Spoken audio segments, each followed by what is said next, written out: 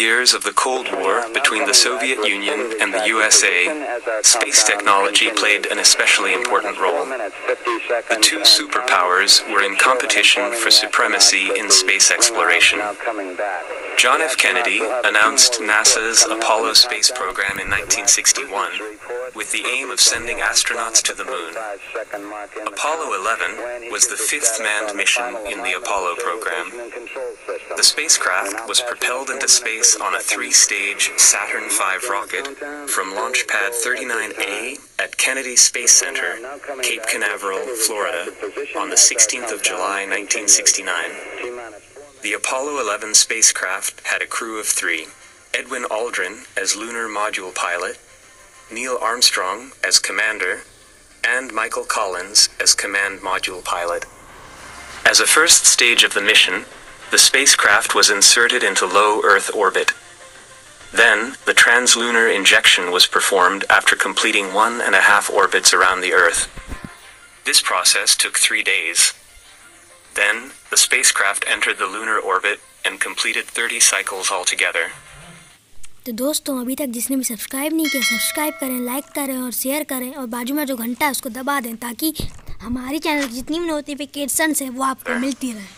The first step of landing was to wake up the lunar module, which separated from the command module during the 13th lunar orbit.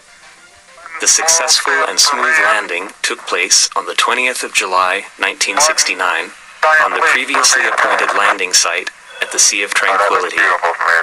Houston, Tranquility Base here. The Eagle has landed. 6 hours after the landing, the door to the lunar module was opened, and Armstrong, followed by Aldrin, stepped onto the moon and said, "That's one small step for a man, one giant leap for mankind."